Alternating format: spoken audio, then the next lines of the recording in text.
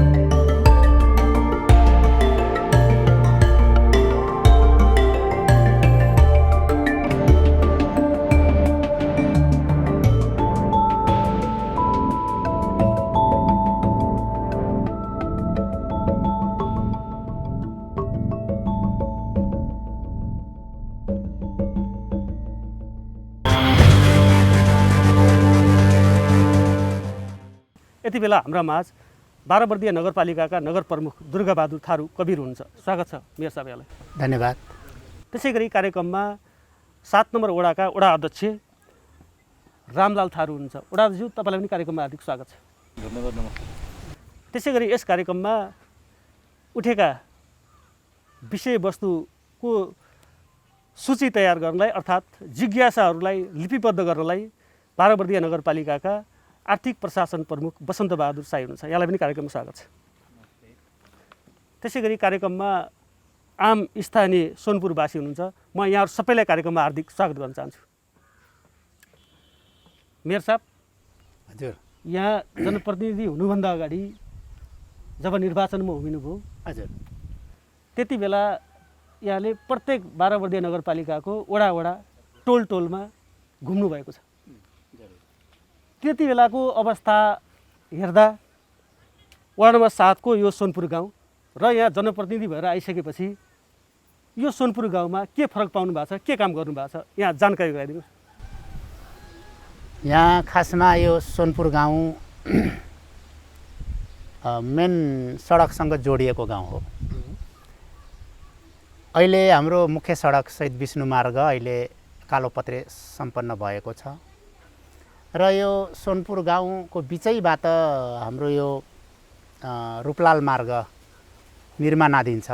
अहिले तपाईँहरू देख्नुभयो होला, अहिले ट्र्याक खोलेको छ। यसै साल यसको स्तर उन्नति हुँदैछ र यो सडक कालोपत्रे हुँदै औँरी बजारदेखि वडा नम्बर 8 देखि कालोपत्रे हुँदै आउँदैछ।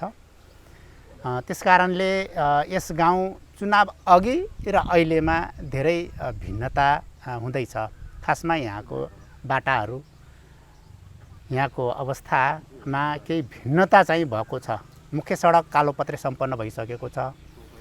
हाम्रो नगरको गौरवको योजना अन्तर्गत रहेको रूपलाल मार्ग कालोपत्रे हुँदै आइरहेको छ। स्तर उन्नति यसै साल कम्प्लिट हुँदैछ।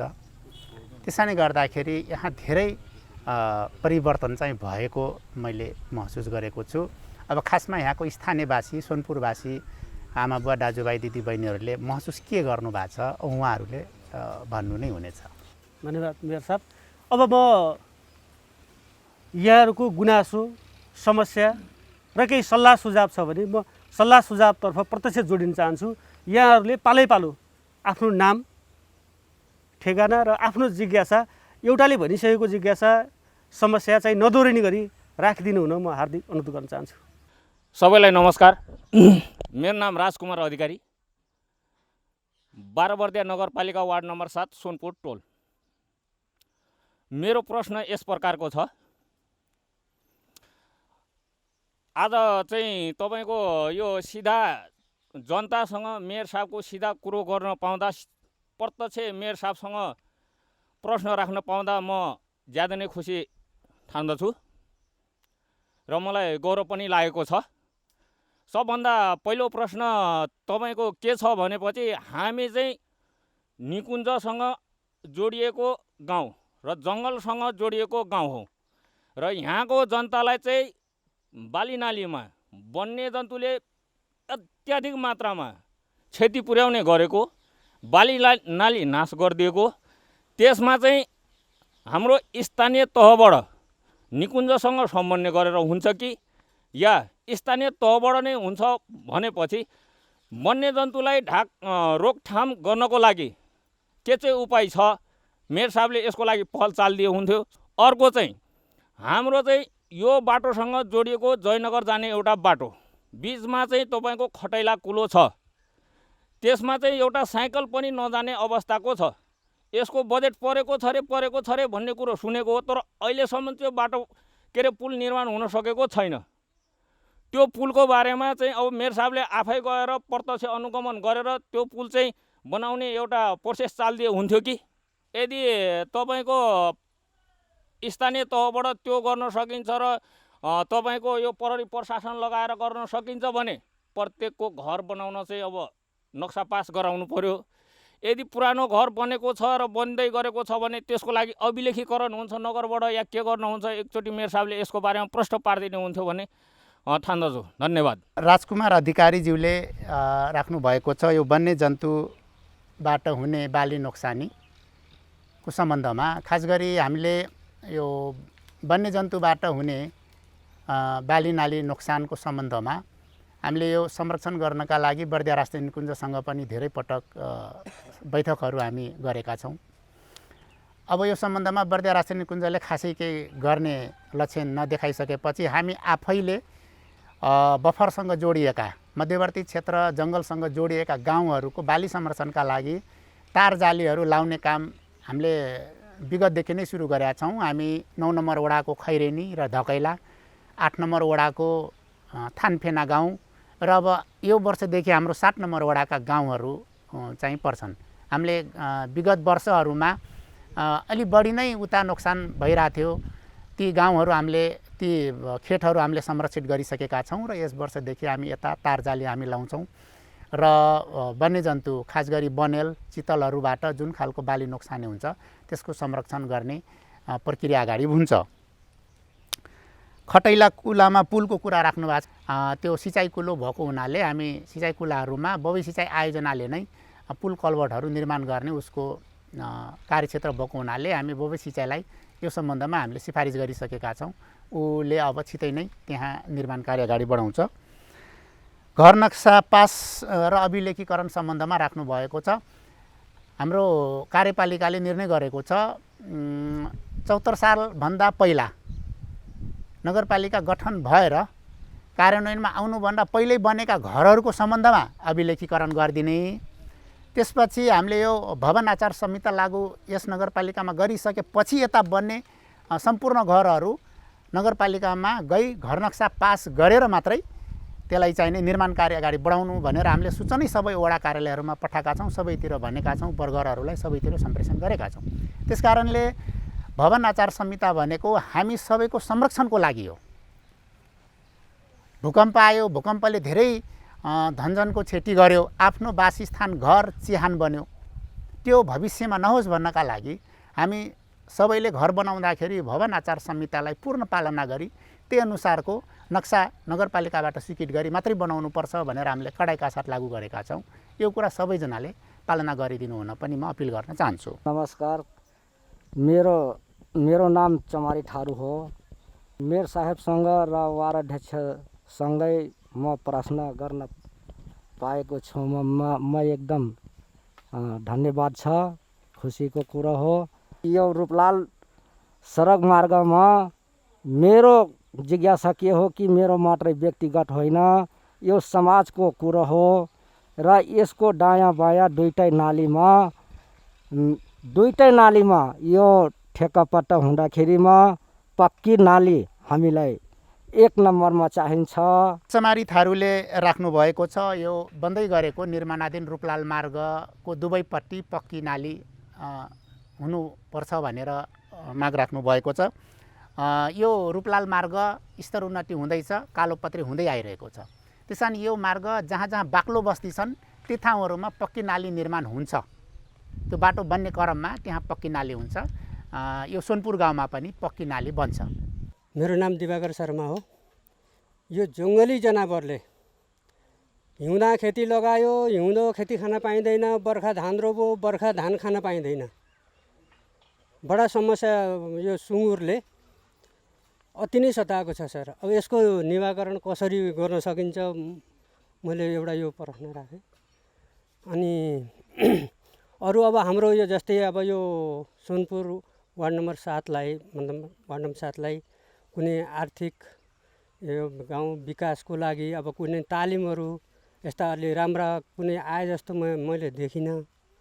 अब जस्तै विकास योजनाका कार्यक्रमहरू, अनि जस्तै अब कृषकलाई कुनै अनुदानमा भैँसी पालन हो, ट्र्याक्टर हो, होइन कुनै पनि के अरे कृषि सामग्रीहरू हामी नगरपालिकामा जानुपर्ने हो कि अथवा कहीँ कृषि विकास ब्याङ्कतिर जानुपर्ने हो कि कुनै योजना उहरू आएको छैन। कृषकलाई सहुलियत हुने अब कार्यक्रमहरू यो हाम्रो वार्डमा मैले देखिनँ। दिवाकर शर्माले जङ्गली जनावरकै कुरा डोर्याउनु भएको छ। मैले यो सम्बन्धमा भनिसकेँ। हामी तारजाली अब लाउँछौँ। कृषकहरूलाई अनुदान र सहुलियतको कुरा गर्नुभएको छ। हाम्रो नगरको कृषि शाखाले प्रत्येक वर्ष कृषक समूहहरूलाई अनुदानको कार्यक्रमहरू सूचना प्रकाशित गर्ने गर्छ। त्यो सूचना हामी प्रत्येक वडामा पठाउँछौँ, हाम्रो नगरपालिकाको फेसबुक पेजमा राख्छौँ, वेबसाइटमा राख्छौँ र हामीले बर्गरहरू मार्फत गाउँमा पनि सूचना पठाउँछौँ। बर्गर एन बनेको छ, अहिले बर्गरहरू पनि मान्यता पाउनु भएको छ, गाउँ गाउँमा क्रियाशील हुनुहुन्छ। आज पनि हामीले बर्गरज्यूकै आँगनमा कार्यक्रम गर्दैछौँ। त्यसैले गर्दाखेरि हामीले यो कृषि अनुदान सम्बन्धी कार्यक्रमको सूचना तपाईँहरूले पाउनुपर्छ। वडा कार्यालयबाट पनि जानकारी हुन्छ। त्यसमा चाहिँ तपाईँहरूले निवेदन त्यहाँ दिनुपर्छ, आफ्नो सूचीकृत गर्नुपर्छ र अनुदान हासिल गर्नका लागि बनेका मापदण्ड बमोजिम तपाईँहरू त्यहाँ सहभागी हुन सक्नुभयो भने त्यसमा छनौटमा पर्न सक्नुहुन्छ र अनुदान लिन सक्नुहुन्छ। बिउमा छ, घाँसमा छ, थुप्रै बालीहरूमा छ, पशुपालनमा छ। यी सबै कार्यक्रमहरूमा तपाईँहरूले नियमित सूचना लिने र आफूले चाहिने त्यहाँ निवेदनहरू आफ्नो दरखास्त दिने, अनुदान हासिल गर्नका लागि प्रक्रियाहरू पुरा गरेर त्यो कुरामा चाहिने लाग्नुपर्छ। त्यसै गरी सिपमूलक तालिमको कुरा गर्नुभएको छ दिवाकर सरले नै। सिपमूलक तालिम हामी प्रत्येक वर्ष हामी युवाहरूलाई प्रत्येक आर्थिक वर्ष हामीले 300को सङ्ख्याको युवाहरूलाई सिपमूलक तालिम दिने गरेका छौँ। त्यसैले गर्दाखेरि हामी प्रत्येक वडाबाट वडा अध्यक्षज्यूहरूले नै सिफारिस गर्नुभएका युवाहरूलाई हामीले सिपमूलक तालिममा सहभागी बनाउने गरेका छौँ। त्यही अनुसार तपाईँले वडा कार्यालयमा सम्पर्क गरी प्रत्येक वर्ष सूचना आह्वान भएको बेलामा त्यसरी चाहिँ युवाहरूले आफ्नो दरखास्त चाहिँ दिनुपर्छ। त्यही अनुसार तपाईँहरूलाई सिपमूलक तालिमको व्यवस्था पनि हुँदै आएको छ र हुन्छ। हमार महिला जस्तै कि बाटै महिला 12सम्म पढल अनि 11सम्म पढल, ओइने न त कोनो रोजगारी पैठाएँ न त कोस सिपमुलुक के तालिम पैठाएँ। अनि उहिन से हमरन से गोटगट्टा हमन के खेती पाती बा, कोई हमन से अजय कमजोर रहत, उ पढ़ल रहत फिर ओकर रोजगारी ना रहत, न रोजगार हुइस न कुछ सिप मुलुक के तालीम न कुछ ओकर आमदनी न ठाउँ नहीं रहत। वैसे हमरन अब कुछ महिलन के लागी कह देबो कह के मेयर के संगे हमरे बात करे पहली सामने महिलन के हमरन के ये गुनासो बावे।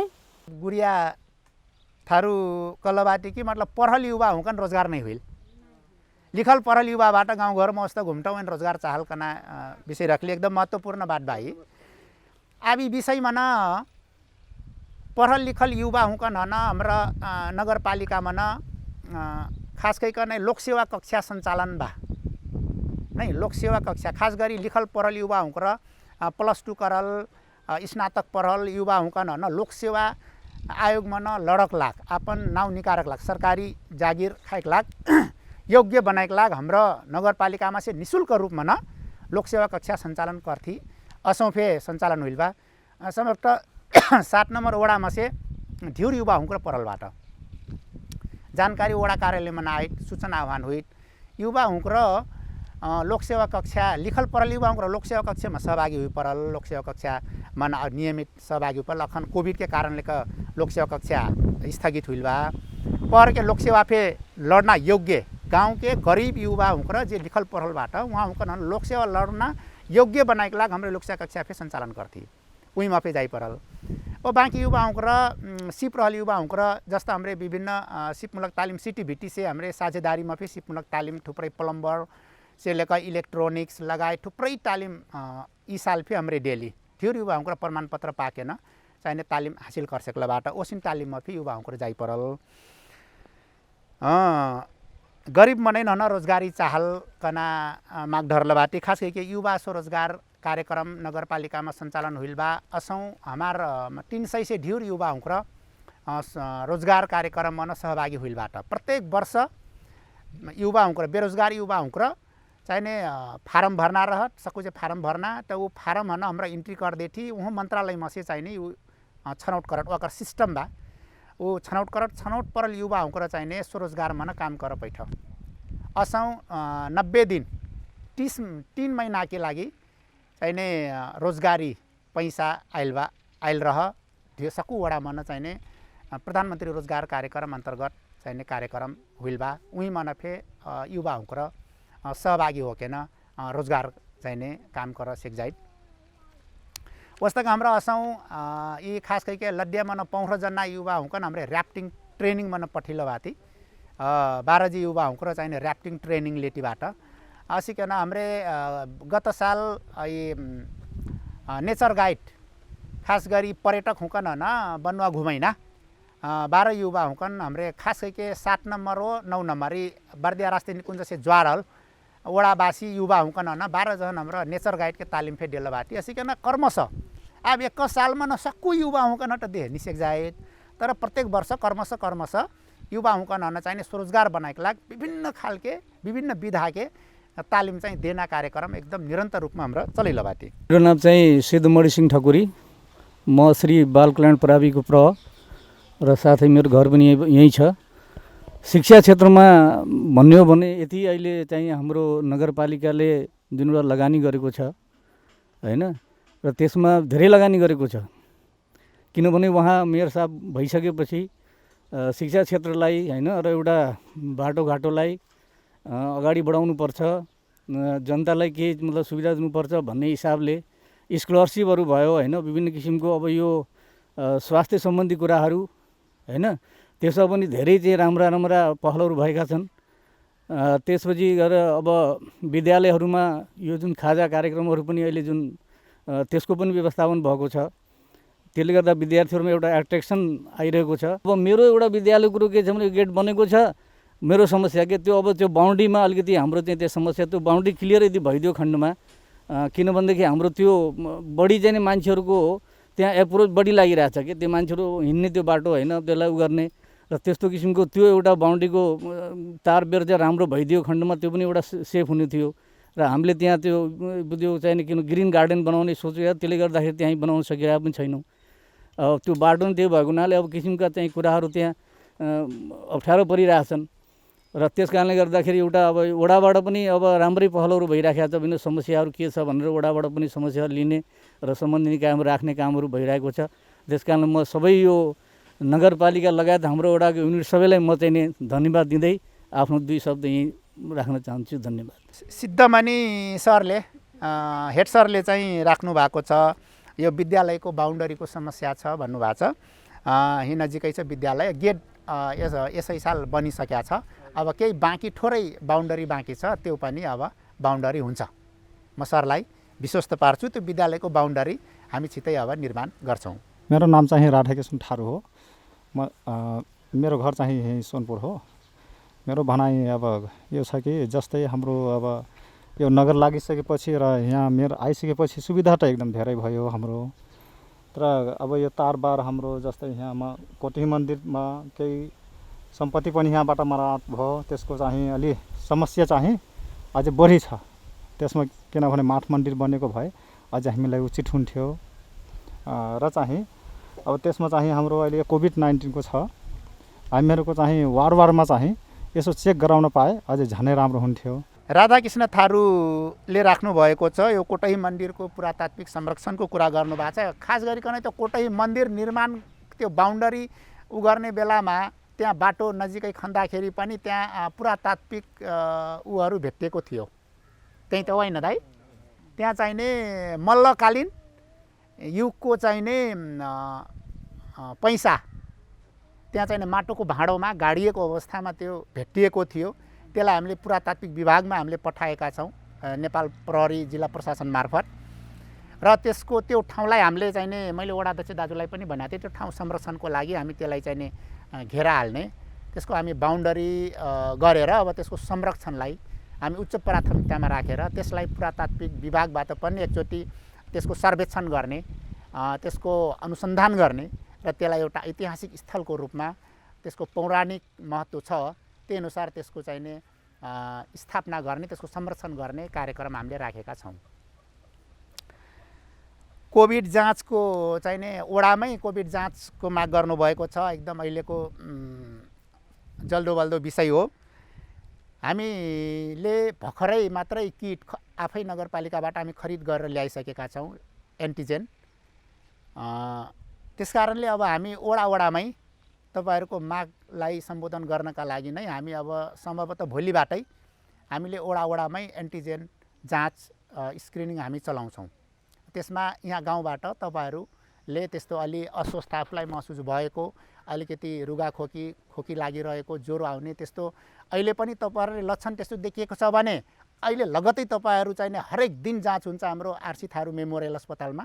तपाईहरुले हरेक दिन गएर जाँच गराउन सक्नुहुन्छ र तपाईहरुको सुविधाको लागि हामी यहीँ आएर जाँच गर्ने कार्यक्रम भोलिबाट हामी सञ्चालन गर्दैछौँ। एन्टिजेन आइसकेको छ, अब यो कुरा सुरुवात हुन्छ। हमरे ना गरीब मनाई जस्तै कि कहूँ से आयुष रोट आइना कुछ ऊँचा ना रहट पैसा यहाँ हर से आइना आर्थिक ऊँचाई ना हो, बेरोजगारी बाटी कुछ तो हमरा गरीब मनाइन कुछ तो आमदानी आइना ऊँचा कही रहो कहना। ईसा चौधरीले भन्नुभएको छ गरिबलाई रोजगारी को चाहिने अलि पर्याप्तता भएन भन्नुभएको छ। ईसाजी खास करके अब बनल सरकार का गरीब हुकन के लागि नहीं विशेष रूपले काम करना सरकार हो। हमरा हरेक चीज हरेक बजेट बनाई बेर हरेक नीति कार्यक्रम बनाई बेर विपन्न गरीब वर्ग न हमरे सबसे पहिलो प्राथमिकता में ढेके कार्यक्रम बनी थी। कृषि लगायत रोजगार लगायत हरेक कार्यक्रम बनाई बेर वो कार्यक्रम हमरे बनाई थी। शिक्षा स्वास्थ्य फे हमरे गरीब विपन्न विद्यार्थी हुकन लक्षित करके हमरे कार्यक्रम बनेला बाती। हमार नगर पालिका में न बच्चा बच्चिन पढ़ाई के लाग कौन फे शुल्क नहीं लागत, पूर्ण निःशुल्क बा। उस तक हाम्रो प्राविधिक शिक्षालय लगायत थुप्रै चीज सञ्चालन करला बाटी। उइमा फे हमरे विपन्न हुकन के लागि छात्रवृत्ति व्यवस्थापन करला बाटी।